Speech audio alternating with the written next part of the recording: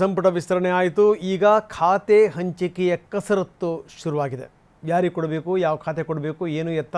ಯಾಕಂದರೆ ಹಿಂದಾಗಿರುವಂಥ ಈ ಬೆಳವಣಿಗೆಗಳಿದೆಯಲ್ಲ, ಈ ಅಸಮಾಧಾನಗಳಿದೆಯಲ್ಲ, ಅದು ಈ ಖಾತೆ ವಿಚಾರಕ್ಕೆ ಸಂಬಂಧಪಟ್ಟಂಗೂ ಕೂಡ ಮುಂದುವರಿಬಾರ್ದು. ಹೀಗಾಗಿ ಏನು ಅಂತಂದರೆ ಬಹಳಷ್ಟು ಕಸರತ್ತುಗಳನ್ನು ಮಾಡ್ತಾ ಇದ್ದಾರೆ. ಇವತ್ತು ವರಿಷ್ಠರ ಭೇಟಿಗೆ ದೆಹಲಿಗೆ ತೆರಳುತ್ತಾರೆ ಡಿ ಕೆ ಶಿವಕುಮಾರ್. ಇದಕ್ಕೂ ಮೊದಲು ಅವರು ಸಿದ್ದರಾಮಯ್ಯನವರು ಭೇಟಿ ಮಾಡಿದ್ದಾರೆ. ಸಿದ್ದರಾಮಯ್ಯನವ್ರ ಜೊತೆ ಚರ್ಚೆ ಮಾಡಿದ್ದಾರೆ. ಯಾರ್ಯಾರಿಗೆ ಯಾವ್ಯಾವ ಖಾತೆ ಕೊಡಬೇಕು ಅನ್ನೋದ್ರ ಬಗ್ಗೆಯೂ ಕೂಡ ಸಾಕಷ್ಟು ಮಾತಾಡಿದ್ದಾರೆ. ಕಾವೇರಿ ನಿವಾಸದಲ್ಲಿ ನಿನ್ನೆ ಸಿದ್ದರಾಮಯ್ಯನವ್ರನ್ನ ಭೇಟಿ ಮಾಡಿ ಡಿ ಕೆ ಶಿವಕುಮಾರ್ ಚರ್ಚೆ ಮಾಡಿದರು.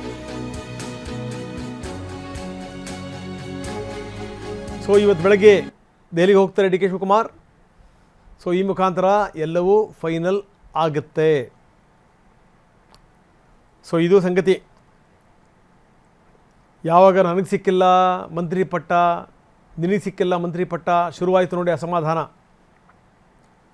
ಇದು ಖಾತೆ ಹಂಚಿಕೆ ವಿಚಾರಕ್ಕೆ ಸಂಬಂಧಪಟ್ಟಂಗೂ ಆಗಿಬಿಟ್ರೆ ಗತಿ ಏನು?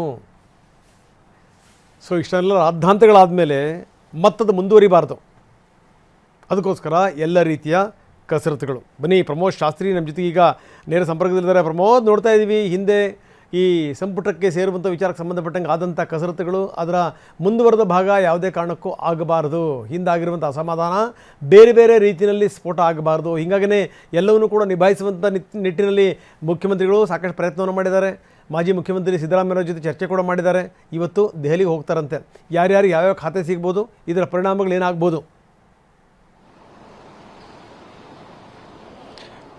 ರಂಗನಾಥ್, ಇಲ್ಲಿ ಎರಡು ವಿಚಾರ ಇದೆ. ಒಂದು ಖಾತೆ ಹಂಚಿಕೆ, ಮತ್ತೊಂದು ಈಗಾಗಲೇ ಸಂಪುಟ ವಿಸ್ತರಣೆನ ಮತ್ತೆ ಮರು ಸರ್ಜರಿ ಮಾಡ್ತಾರೆ ಅನ್ನುವಂಥದ್ದು ಪ್ರಶ್ನೆ ಇದೆ. ಯಾಕೆಂದರೆ ಒಂದು ಮಹಿಳಾ ಕೋಟ, ಮತ್ತೊಂದು ಈಗಾಗಲೇ ಹೆಚ್ಚುವರಿಯಾಗಿ ಕೆಲವೊಂದಿಷ್ಟು ಸಮುದಾಯಗಳಿಗೆ ಮನೆಯನ್ನು ಹಾಕಲಾಗಿದೆ. ಉದಾಹರಣೆಗೆ ಲಿಂಗಾಯತ ಸಮುದಾಯಕ್ಕೆ 5ರಿಂದ 6 ಸ್ಥಾನವನ್ನು ಕೊಡಬೇಕು ಅಂತ ಅಂದ್ಕೊಳ್ಳಲಾಗಿತ್ತು. ಅದೇ ರೀತಿ ಚರ್ಚೆ ಕೂಡ ಆಗಿತ್ತು. ಕೊನೆಗಳಿಗೆ ಮಲ್ಲಿಕಾರ್ಜುನ್ ಅವರು ಸೇರ್ಪಡೆ ಆಗಿರೋದ್ರಿಂದ 7 ಸ್ಥಾನವನ್ನು ಕೊಡಲಾಗಿದೆ. ಮತ್ತೊಂದು ಕಡೆಗೆ ಅದೇ ರೀತಿ OBC ಸಮುದಾಯದ ಒಬ್ಬ ವಿಕೆಟನ್ನು ಈಗಾಗಲೇ ಅಂದರೆ ಮಂಕಾಳು ವೈದ್ಯವರನ್ನ ಸಂಪುಟಕ್ಕೆ ಸೇರಿಸದೇ ಇರುವಂಥ ಹಿನ್ನೆಲೆಯಲ್ಲಿ ಸಹಜವಾಗಿ ಅವರು ಕೂಡ ಅಂದರೆ ಆ ಸಮಾಜಕ್ಕೂ ಕೂಡ ಒಂದು ರೀತಿ ಅನ್ಯಾಯ ಆಗಿದೆ. ಹಾಗೆಯೇ ಹೇಮಲತಾ, ಇನ್ಫ್ಯಾಕ್ಟ್ ಶಾಂತೇಗೌಡರಿಗೆ, ಗಾಯತ್ರಿ ಶಾಂತೇಗೌಡರಿಗೂ ಕೂಡ ಅವಕಾಶ ಕೊಡದೇ ಇರೋದಕ್ಕೆ ಸಂಬಂಧಪಟ್ಟಂತೆ ಅವರಿಗೂ ಕೂಡ ಕೊನೆಗಳಿಗೆ ಕೈ ಕೊಟ್ಟಿರುವಂಥ OBC ಸಮುದಾಯಕ್ಕೆ ಇನ್ನೊಂದು ಸ್ಥಾನ ಸಿಗದೇ ಇರುವಂತೆ ಆಗಿದೆ. ಹೀಗಾಗಿ ಈ ರೀತಿ ಪರ್ಮಿಟೇಷನ್ ಮತ್ತು ಕಾಂಬಿನೇಷನ್, ಈ ಜಾತಿ ಸಮೀಕರಣದ ವಿಚಾರವಾಗಿ ಸಹಜವಾಗಿ ಅಲ್ಲಲ್ಲಿ ಸಮಸ್ಯೆಗಳಿದೆ. ಮೊದಲಿಂದಲೂ ಕೂಡ ಕೆಲವೊಂದಿಷ್ಟು ಹೆಸರುಗಳು ಕೇಳಿಬರ್ತಾ ಇತ್ತು. ಇಂಥವ್ರನ್ನ ಬಿಟ್ಟು ಇಂಥವ್ರನ್ನ ಮಾಡ್ತಾರೆ, ಇನ್ನೂ ಕೂಡ ಮತ್ತೆ ಸರ್ಜರಿ ಮಾಡ್ಬೋದು ಅನ್ನುವಂಥದ್ದೆಲ್ಲ ಇದೆ. ಆದರೆ ಅದು ಎಷ್ಟು ಮಟ್ಟಿಗೆ ಸಾಧ್ಯ ಅನ್ನೋದು ಕೂಡ ಒಂದು ದೊಡ್ಡ ಪ್ರಶ್ನೆ ಆಗಿದೆ. ಯಾಕೆಂದರೆ ಈಗಾಗಲೇ ಸಾಕಷ್ಟು ಗೊಂದಲ ಆಗಿದೆ ರಂಗನಾಥ್, ಈಗಾಗಲೇ ಸಾಕಷ್ಟು ಸಮಸ್ಯೆ ಆಗಿದೆ. ಇದ್ರ ಜೊತೆಗೆ ಮತ್ತೊಂದು ಸರ್ಜರಿ ಮಾಡೋದಕ್ಕೆ, ಮತ್ತೊಂದು ಆಪರೇಷನ್ ಸಕ್ಸಸ್, ಪೇಷಂಟ್ ಡೈಡ್ ಅಂತ ಆದರೆ ಹಾಗೆ ಸಹಜವಾಗಿ ಸರ್ಕಾರಕ್ಕೆ ದೊಡ್ಡ ಮುಖಭಂಗ ಆಗುವಂಥ ಸಾಧ್ಯತೆ. ಜೊತೆಗೆ ಪಕ್ಷ ಇನ್ನೊಂದು ತಿಂಗಳು ಅಥವಾ ಇನ್ನು 1.5 ತಿಂಗಳ ಕಾಲ ಇದೇ ರೀತಿ ಗಲಾಟೆಗಳಲ್ಲೇ ಕಳೆದೋಗುವಂಥ ಆತಂಕ ಕೂಡ ಹೈಕಮಾಂಡ್ಗಿದೆ. ಈ ನಿಟ್ಟಿನಲ್ಲಿ ಎಷ್ಟು ಮಟ್ಟಿಗೆ ಮಾಡ್ತಾರೆ ಅನ್ನೋದು ಒಂದು ವಿಚಾರ. ಅಟ್ ದ ಸೇಮ್ ಟೈಮ್ ಈಗಾಗಲೇ ಖಾತೆ ಹಂಚಿಕೆ ವಿಚಾರಕ್ಕೆ ಸಂಬಂಧಪಟ್ಟಂತೆ ಕೂಡ ಚರ್ಚೆ ಆಗ್ತಾ ಇದೆ. ಈಗಾಗಲೇ ಪ್ರಮುಖ ಖಾತೆಗಳಂತ ಸಮಾಜ ಕಲ್ಯಾಣ ಖಾತೆ ಇರ್ಬೋದು, ಫೈನಾನ್ಸ್ ಖಾತೆ ಮೇಲೂ ಕೂಡ ಕೆಲವರು ಕಣ್ಣಿಟ್ಟಿದ್ದಾರೆ. ಅದೇ ರೀತಿ ಕಾರ್ಮಿಕ ಇಲಾಖೆಗಳ ಮೇಲೂ ಕೂಡ ಕಣ್ಣಿಟ್ಟಿದ್ದಾರೆ. ಅದೇ ರೀತಿ ಉನ್ನತ ಶಿಕ್ಷಣದ ಮೇಲೂ ಕೂಡ ಕಣ್ಣಿಟ್ಟಿದ್ದಾರೆ. ಹೀಗಾಗಿ ಯಾರಿಗೆ ಯಾವ ಸ್ಥಾನವನ್ನು ಕೊಡಬೇಕು ಅನ್ನೋದ್ರ ಬಗ್ಗೆ ಒಂದು ಮಟ್ಟಿಗೆ ಚರ್ಚೆ ನಡೀತಾ ಇದೆ. ಸಚಿವರು, ನೂತನ ಸಚಿವರು ಯಾರಿದ್ದಾರೆ, ಅವ್ರದೇ ವ್ಯಾಪ್ತಿಯಲ್ಲಿ, ಅವ್ರದೇ ಶಕ್ತಿಯಲ್ಲಿ ಲಾಭಿಯನ್ನು ಮಾಡ್ತಾ ಇದ್ದಾರೆ. ಫಾರ್ ಎಕ್ಸಾಂಪಲ್, ಈಗಾಗಲೇ ಸಮಾಜ ಕಲ್ಯಾಣ ಇಲಾಖೆಗೆ ಮುನಿಯಪ್ಪನವರು ಕೂಡ ಕಣ್ಣಿಟ್ಟಿದ್ದಾರೆ. At the same time PM Narendra Swamy ಅವರು ಕೂಡ ಸಮಾಜ ಕಲ್ಯಾಣ ಖಾತೆ ಕೊಡಿ ಅಂತ ಹೇಳಿದ್ದಾರೆ. ಹಾಗೆಯೇ ಇನ್ನೊಂದು ಕಡೆಗೆ ಶಿವರಾಜ್ ತಂಗಡಿ ಕೂಡ ಸಮಾಜ ಕಲ್ಯಾಣ ಖಾತೆಗೆ ಲಾಭಿ ಮಾಡ್ತಾ ಇದ್ದಾರೆ. ಹೀಗಾಗಿ ಎಲ್ಲ ನಾಯಕರು ಮಾಡ್ತಾರೆ. ಹಾಗೆಯೇ ಕಾರ್ಮಿಕ ಇಲಾಖೆಗೂ ಅಷ್ಟೇ ಸಂತೋಷ್ ಲಾಡ್ ಅದನ್ನೇ ಮುಂದುವರಿಸೋ ಬಗ್ಗೆ ನಿರೀಕ್ಷೆ ಇಟ್ಕೊಂಡಿದ್ದಾರೆ. ನನ್ನ ಕಡೆಗೆ ರುದ್ರಪ್ಪ ಲಮಾಣಿಯವರು ಕಾರ್ಮಿಕ ಖಾತೆ ಕೊಡಿ ಅಂತಿದ್ದಾರೆ. ಸಾಕಷ್ಟು ಚರ್ಚೆಗಳಾಗ್ತಾ ಇದೆ.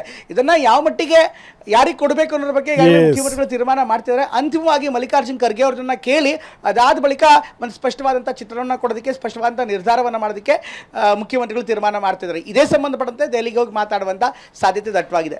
ಪ್ರಮೋದ್, ನೀವು ಹಾಗೆ ಸಂಪರ್ಕದಲ್ಲಿರಿ, ಮತ್ತಷ್ಟು ನಾನು ನಿಮ್ಮ ಜೊತೆ ಮಾತಾಡ್ತೀನಿ. ಈಗ ಸಚಿವ ಸ್ಥಾನ ಕೈ ತಪ್ಪಿದ ಹಿನ್ನೆಲೆಯಲ್ಲಿ ಯಾರ್ಯಾರು ಬೇಜಾರಾಗಿದ್ದರು, ಯಾರ್ಯಾರು ಅಸಮಾಧಾನಗೊಂಡಿದ್ದರು, ಮುಖ್ಯಮಂತ್ರಿಗಳು ಖುದ್ದಾಗಿ ಅವ್ರ ಮನೆಗೆ ಹೋಗಿ ಅವ್ರನ್ನ ಸಮಾಧಾನ ಮಾಡ್ತಾ ಇದ್ದಾರೆ.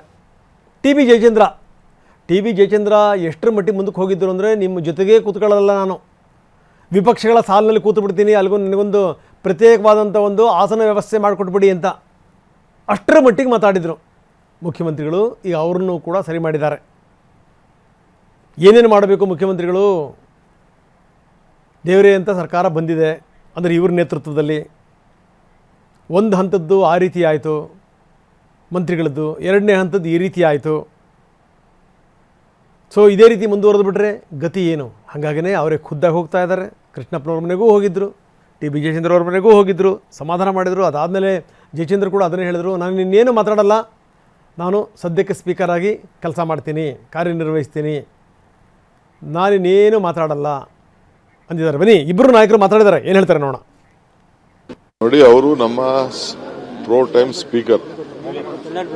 ಸ್ಪೀಕರು ಮುಖ್ಯಮಂತ್ರಿಗಳು ಸ್ಪೀಕರ್ ಮನೆಗೆ ಹೋಗ್ಬೇಕು, ಸ್ಪೀಕರ್ ಆಫೀಸ್ಗೆ ಹೋಗ್ಬೇಕು.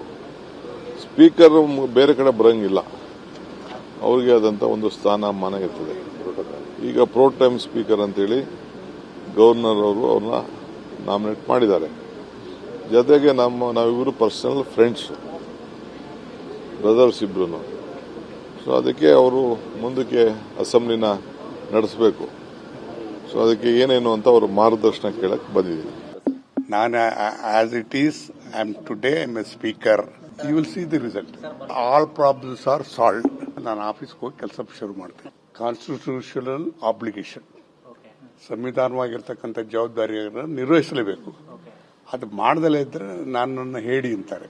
ನೋಡಿ, ಅವತ್ತು ಕ್ಷೇತ್ರದ ಜನದ ಒತ್ತಡದ ಹಿನ್ನೆಲೆಯಲ್ಲಿ ಕೆಲವನ್ನ ತೀರ್ಮಾನ ತಗೋಬೇಕಾಗಿರ್ಬೋದು. ತೀರ್ಮಾನ ತಗೊಂಡಿಲ್ಲ, ನನ್ನ ಅಭಿಪ್ರಾಯವನ್ನು ಹೇಳಿದ್ದೆ.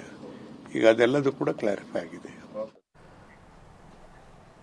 ಬನ್ನಿ, ಪ್ರಮೋದ್ ನಮ್ಮ ಜೊತೆಗೆ ಸಂಪರ್ಕದಲ್ಲಿದ್ದಾರೆ. ಪ್ರಮೋದ್, ನೋಡ್ತಾ ಇದ್ದೀವಿ ಯಾರ್ಯಾರು ಬಹಳ ಬೇಜಾರಾಗಿದ್ದಾರೆ. ಅವರ ಸೀನಿಯಾರಿಟಿನ ಗಮನಿಸಿ ಮುಖ್ಯಮಂತ್ರಿಗಳು ಖುದ್ದಾಗಿ ಹೊರಗೆ ಹೋಗ್ತಾ ಇದ್ದಾರೆ. ಕೆಲವು ಸಂದರ್ಭಗಳಲ್ಲಿ ಉಸ್ತುವಾರಿ ನಾಯಕರನ್ನು ಕೂಡ ಕರ್ಕೊಂಡು ಹೋಗ್ತಾ ಇದ್ದಾರೆ, ಮನವೊಲಿಸ್ತಾ ಇದ್ದಾರೆ. ಅವ್ರಿಗೆ ಗೊತ್ತಿದೆ ಈ ಒಂದು ಸಣ್ಣ ಕಿಡಿ ಮನೆಯನ್ನೇ ಸುಟ್ಬಿಡ್ಬೋದು ಅನ್ನುವಂಥದ್ದು ತುಂಬ ಚೆನ್ನಾಗಿ ಗೊತ್ತಿದೆ ಅವರಿಗೆ.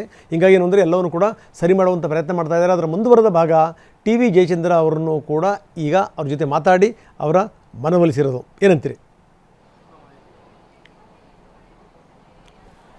ರಂಗನಾಥ್, ಸಾಕಷ್ಟು ದೊಡ್ಡ ಪ್ರಮಾಣದ ಸರ್ಕಸ್ ಇದಾಯಿತು, ಸಾಕಷ್ಟು ದೊಡ್ಡ ಪ್ರಮಾಣದ ಪ್ರಯತ್ನವೂ ಕೂಡ ಆಯಿತು. ಆತ TB ಜಯಚಂದ್ರ ಅವರು ನೀವು ಹೇಳ್ದಂಗೆ ಒಂದು ಹಂತಕ್ಕೆ ವಿಪಕ್ಷಗಳ ಸಾಲಿನಲ್ಲಿ ಆಸನವನ್ನು ಕೇಳಿದ್ರು. ಅವರು ಸಹಜವಾಗಿ ನಿರೀಕ್ಷೆ ಇಟ್ಕೊಂಡಿದ್ರು. ಆತ ಈ ಅಧಿಕಾರ ಹಂಚಿಕೆ ಸಂದರ್ಭದಲ್ಲೂ ಕೂಡ ದೆಹಲಿಯಲ್ಲಿ ಇದ್ರು. ಅಧಿಕಾರ ಹಂಚಿಕೆ ಸಂದರ್ಭದಲ್ಲೂ ಕೂಡ ಆಗಿನೇನು ಸಂಪುಟ ವಿಸ್ತರಣೆ ಆಗೇ ಬಿಡ್ತು ಅನ್ನುವಂಥ ಒಂದು ನಿರೀಕ್ಷೆಯಲ್ಲಿ ಅನೇಕ ಕಾಂಗ್ರೆಸ್ ನಾಯಕರು ಇದ್ರು. ಅಂತ ಒಂದು ಸಾಲಿನಲ್ಲಿ TB ಜಯಚಂದ್ರ ಕೂಡ ಅವರಿಗೆ ನಿರೀಕ್ಷೆ ಇರಲಿಲ್ಲ ಸಿದ್ದರಾಮಯ್ಯನವರು ತಕ್ಷಣಕ್ಕೆ ಬದಲಾವಣೆ ಮಾಡ್ತಾರೆ ಅಂತ. ಹೀಗಾಗಿ ಆ ಸಂದರ್ಭದಲ್ಲೂ ಕೂಡ ನಾವು ಅವರನ್ನ ಮಾತಾಡ್ತಾ ಇದ್ದಂಥ ಸಂದರ್ಭದಲ್ಲಿ ಸಂಪುಟ ವಿಸ್ತರಣೆ ಆಗುತ್ತೆ, ನಾನು ಮಂತ್ರಿಯಾಗಿ ಕೆಲಸ ಮಾಡ್ತೀನಿ ಅಂತ ನೇರವಾದಂಥ ಹೇಳಿಕೆಯನ್ನು TV9ಗೂ ಕೂಡ ಕೊಟ್ಟಿದ್ರು.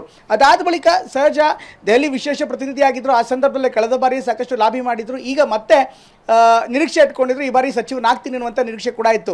ಮತ್ತು ಅವ್ರಿಗೆ ಬೆಂಬಲಿಗರಿಗೆ ಕೂಡ ಸೂಚನೆಯನ್ನು ಕೊಟ್ಟಿದ್ರು, ಒಂದು ವೇಳೆ ಲೀಸ್ಟ್ ಬಂದರೆ ಈ ಪ್ರಮಾಣ ವಚನ ಕಾರ್ಯಕ್ರಮಕ್ಕೆ ಎಲ್ಲರೂ ಕೂಡ ಬರಬೇಕು ಅಂತ. ಆದರೆ ಕೊನೆಗಳಿಗೆಲ್ಲ ಅವ್ರ ಹೆಸರು ಕೂಡ ಬರಲಿಲ್ಲ.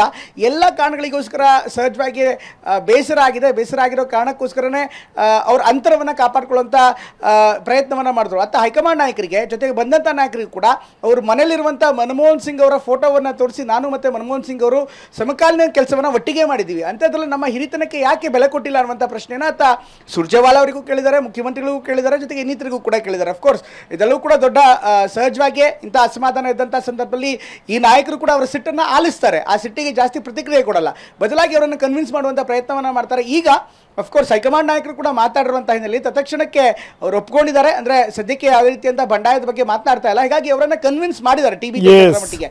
ಬಟ್ ಅದೇ ರೀತಿ ಪ್ರಯತ್ನ ಮಾಡಿದ್ರೆ ಮಹದೇವಪ್ಪನವ್ರ ವಿಚಾರದಲ್ಲಿ ಸಂಪೂರ್ಣವಾಗಿ ಆಗಿದೆಯಾ? ಮಹದೇವಪ್ಪನವ್ರ ಬಗ್ಗೆ ಮಾತಾಡೋಣ. ನೀವು ಹಾಗೆ ಸಂಪರ್ಕದಲ್ಲಿ